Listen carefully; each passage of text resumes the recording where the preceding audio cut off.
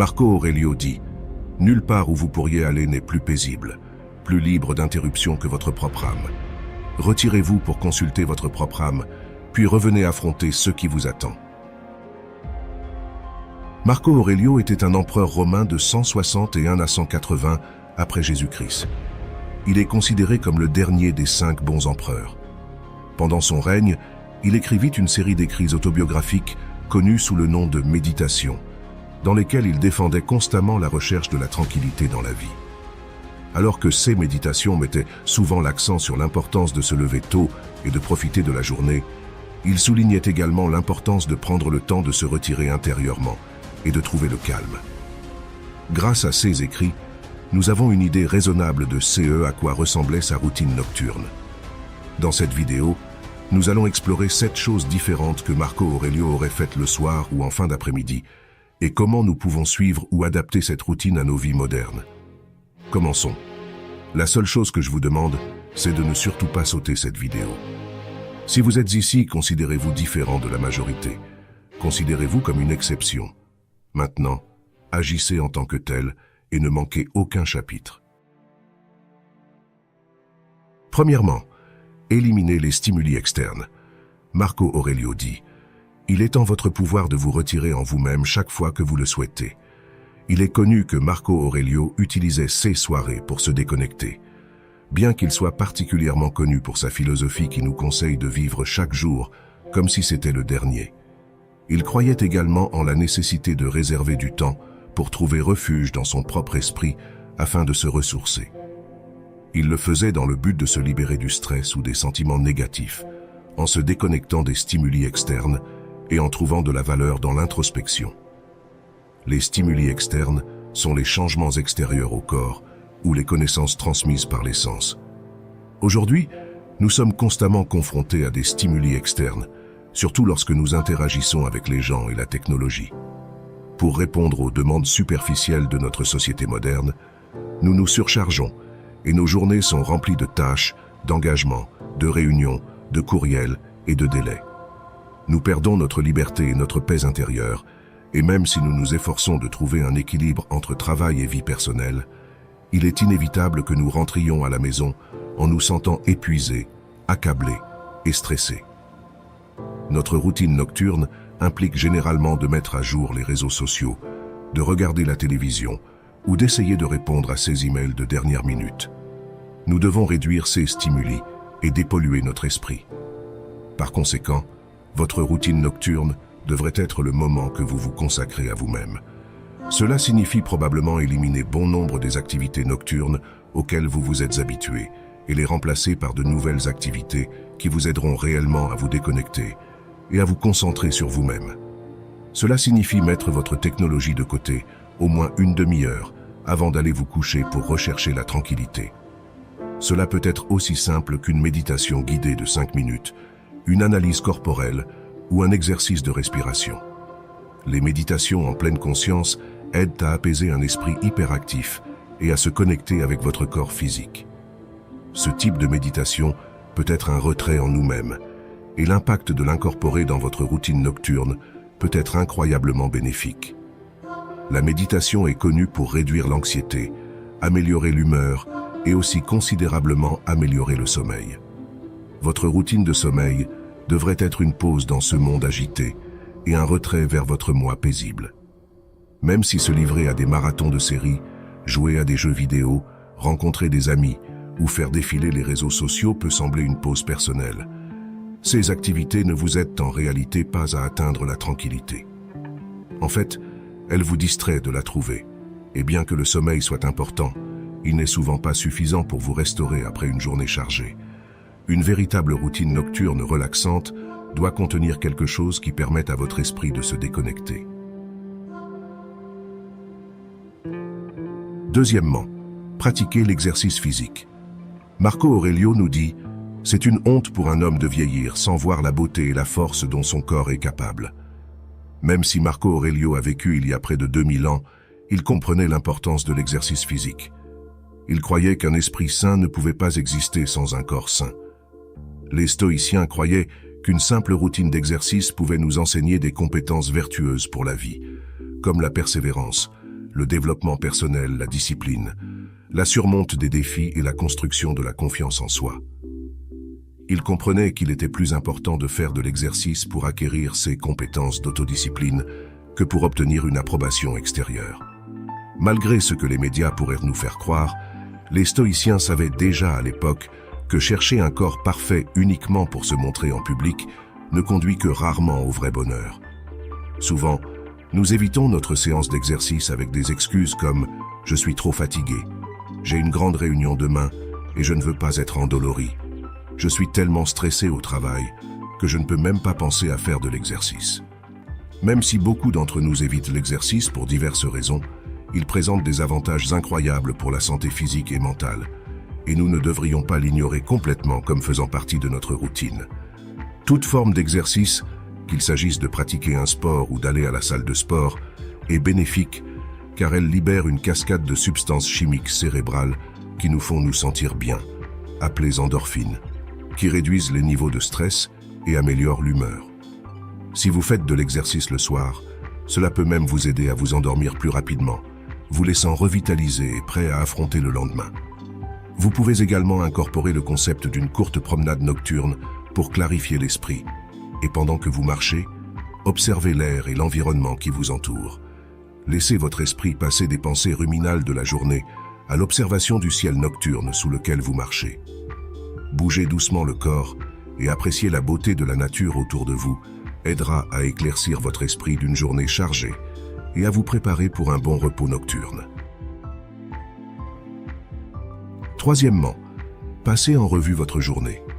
Selon Marco Aurelio, rien n'a autant de pouvoir pour élargir l'esprit que la capacité d'enquêter systématiquement et véritablement sur tout ce qui se produit dans ton observation de la vie. Les stoïciens croyaient que les deux meilleurs moments pour la réflexion étaient le matin et le soir. Se préparer pour la journée à venir en notant vos pensées dans un journal le matin et passer en revue la journée passée. Marco Aurelio écrivait ses méditations dans l'intention de passer en revue sa propre vie quotidienne et ses pensées pour atteindre une clarté personnelle. Il gardait un œil constant sur ses actions et choix quotidiens. Les stoïciens insistaient sur l'importance d'être conscient de ses propres actions et mettaient l'accent sur la nécessité de consacrer du temps à la fin de chaque journée pour passer en revue ce qui s'était passé, comme moyen de devenir plus conscient en général. Les stoïciens appelaient ce type d'attention une attention qui vise à apporter une autoconscience à vos actions et à vérifier si elles sont alignées avec votre moi supérieur.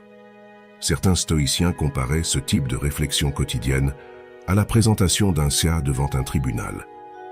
Vous vous souvenez et jugez votre journée par le biais de l'auto-examen de vos actions et choix quotidiens, puis les passez en revue de manière systématique. Cela ne doit pas être une pratique de jugement, mais plutôt une revue compatissante qui vous guidera pour prendre de meilleures décisions à l'avenir. Vous pouvez intégrer ce type de revue quotidienne dans votre routine nocturne en réservant du temps avant d'aller au lit pour revoir la journée qui vient de s'écouler. Passez en revue chaque moment de la journée, du moment où vous vous êtes réveillé jusqu'à maintenant. Méditez sur les différents choix et actions que vous avez faits. Qu'avez-vous bien fait aujourd'hui? Quelles émotions avez-vous ressenties? Quelles parties de votre journée ont apporté de l'inconfort? Comment pouvez-vous apprendre de ce qui s'est passé aujourd'hui? Qu'est-ce que vous n'avez pas pu faire aujourd'hui et auriez aimé faire? Les réflexions quotidiennes jouent un rôle clé dans la philosophie stoïque. Elles nous aident à nous préparer pour le lendemain en notant ce que nous aurions aimé accomplir aujourd'hui. Elles sont également essentielles pour évaluer si nos actions quotidiennes sont en accord avec la personne que nous voulons vraiment être. Par exemple, pendant la revue de votre journée, vous pourriez vous rappeler d'un événement, comme une interaction désagréable que vous avez eue en raison d'un malentendu lors de l'achat de votre petit déjeuner. Vous pourriez identifier comment cette interaction vous a rendu mal à l'aise et agacé. Vous noterez le temps que vous avez passé à réfléchir à cette rencontre et comment cela a affecté votre humeur pendant la matinée. Vous pourriez réfléchir à la manière dont vous auriez aimé gérer la situation différemment ou comment cette interaction s'est finalement avérée insignifiante dans le contexte global de votre journée. En prenant conscience de cet événement, la prochaine fois que vous ferez face à une situation similaire, vous pourrez l'aborder avec plus d'attention. Réserver du temps le soir pour revoir votre progression quotidienne est une étape importante pour mener une vie stoïque. Avant de passer au point numéro 4, je tiens à remercier tous ceux qui nous ont rejoints. Chercher la connaissance et abandonner l'ignorance est la meilleure chose que l'être humain puisse faire. Et vous l'avez fait. Assurez-vous d'être abonné à la chaîne et, si possible, aimez la vidéo. Quatrièmement, contemplez votre sage intérieur. Dans les mots de Marco Aurelio, la maîtrise de la lecture et de l'écriture requiert un maître. Encore plus la vie. Un sage est quelqu'un considéré comme expérimenté dans un domaine particulier et est vénéré pour sa sagesse, son jugement et son expertise. Pour beaucoup de gens, ce sage est un modèle à suivre. Les stoïciens consacraient du temps à réfléchir sur leur sage et à savoir si leurs propres actions étaient conformes à celles du sage. Marco Aurelio considérait son sage comme étant Zénon, le fondateur de la philosophie stoïque, et se demandait souvent que ferait Zénon. La contemplation du sage devrait essentiellement être un moment le soir où vous réfléchissez à votre journée, ou à la personne que vous êtes, et vous vous demandez que ferait votre modèle à suivre. Votre modèle à suivre peut être quelqu'un que vous connaissez, ou simplement un concept d'une personne idéale. Il est important d'avoir une définition claire de cette personne pour que vous puissiez réfléchir si vos actions sont en accord avec votre modèle à suivre. Dans le cadre de votre routine nocturne, prenez quelques minutes pour vous rappeler votre modèle à suivre et demandez-vous, avez-vous agi comme votre modèle à suivre le ferait? De quelle manière pouvez-vous vous améliorer demain pour que votre vie soit plus en accord avec votre modèle à suivre? Quelles caractéristiques de votre modèle à suivre avez-vous identifiées en vous-même aujourd'hui? Incorporez quelques minutes dans votre routine nocturne pour réfléchir aux situations que vous avez vécues aujourd'hui et à la manière dont vous avez réagi comme vous croyez que votre modèle à suivre l'aurait fait peut accroître votre conscience de vos choix pour demain et vous aider à devenir une meilleure personne, le genre de personne que vous admirez profondément. Cinquièmement, adoptez une perspective supérieure. Dans les mots de Marco Aurelio, pensez à la substance dans sa totalité, dont vous possédez la plus petite des parties, et au temps dans sa totalité, dont une période brève et fugace vous a été attribuée, et aux œuvres du destin, et à quel point votre part en elles est minime. Marco Aurelio nous conseille de contempler la vie depuis le point de vue du cosmos, ou d'avoir une vision d'en haut.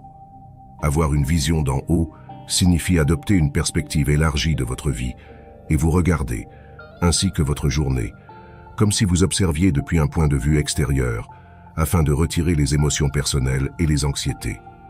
Il est connu qu'Aurelio, lors de ces soirées, réfléchissait à sa vie depuis le point de vue du cosmos pour surmonter sa perspective personnelle limitée. Dans le monde d'aujourd'hui, il y a de nombreuses distractions. Chaque fois que nous quittons notre domicile, nous sommes bombardés de publicités, de nouvelles, d'opinions et de distractions. Lorsque nous ne sommes pas au travail ou avec notre famille, nous sommes sur nos téléphones, écoutons la radio, regardons la télévision ou utilisons l'ordinateur. Tout cela entraîne une fatigue mentale. Il est difficile de trouver de l'espace pour penser et respirer. Notre attention est capturée par des applications, des jeux, des vidéos et des émissions de télévision. Et le fait que notre attention soit souvent tournée vers d'autres choses rend difficile notre capacité à faire face à nos problèmes, nos anxiétés, nos stress et nos engagements. Pour vous aider avec cela, l'exercice stoïque consistant à adopter une perspective supérieure peut être utilisé pour alléger le poids de nos problèmes, car il change notre point de vue pour un niveau au-dessus de nous-mêmes. Vous pouvez commencer en consacrant un moment tranquille le soir pour observer votre environnement immédiat, votre corps, votre maison et les personnes avec lesquelles vous vivez.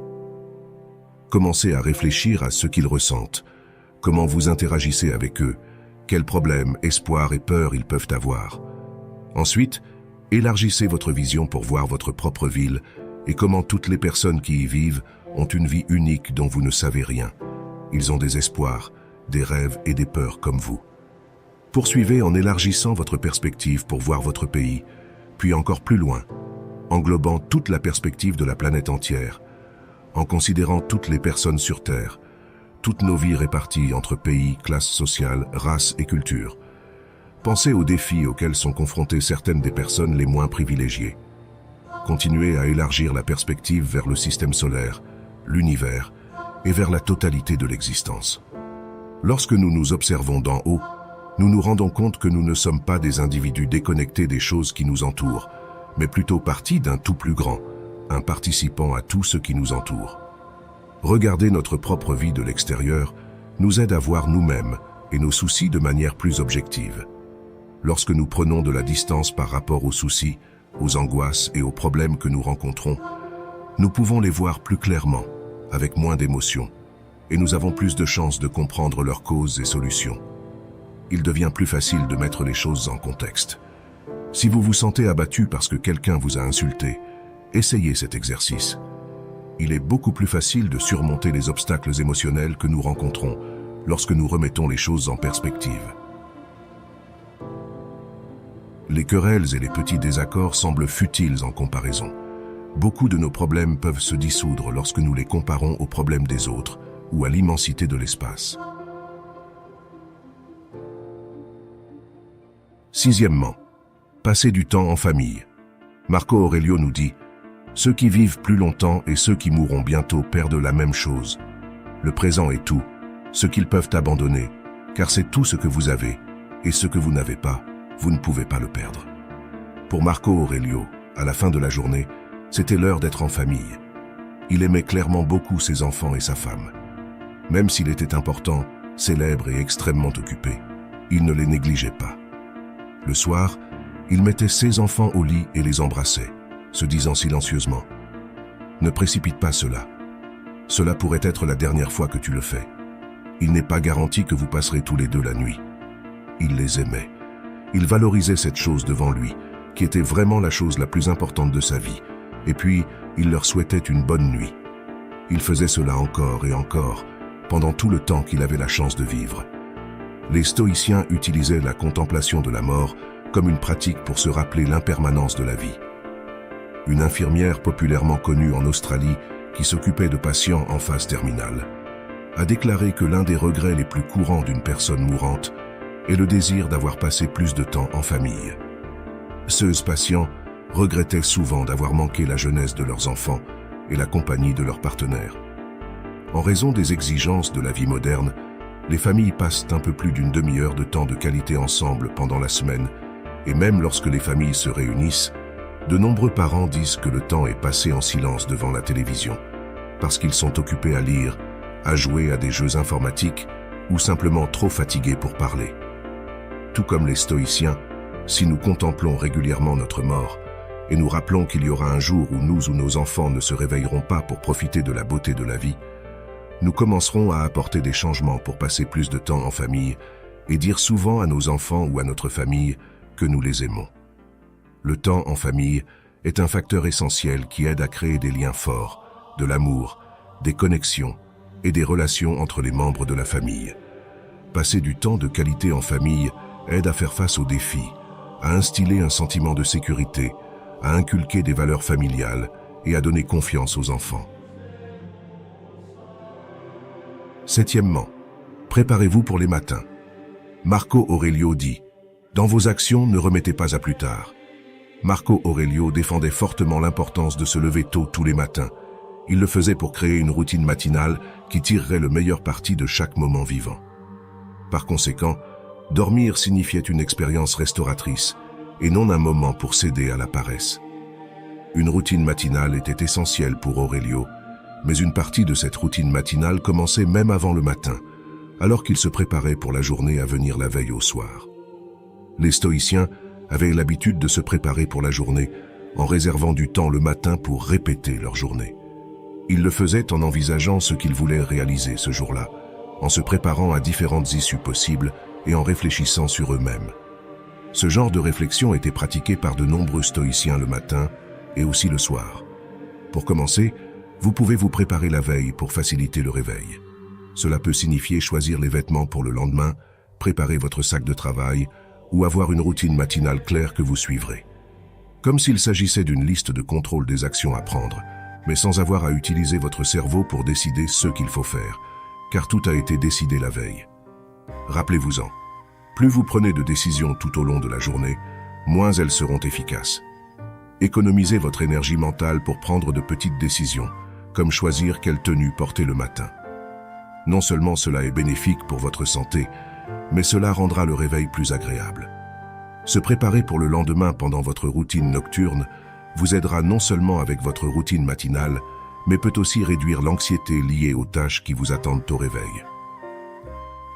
Si vous avez apprécié cette vidéo, assurez-vous de consulter notre playlist sur le stoïcisme et pour plus de vidéos qui vous aideront à trouver le succès et le bonheur en utilisant la sagesse philosophique ancienne, n'oubliez pas de vous abonner.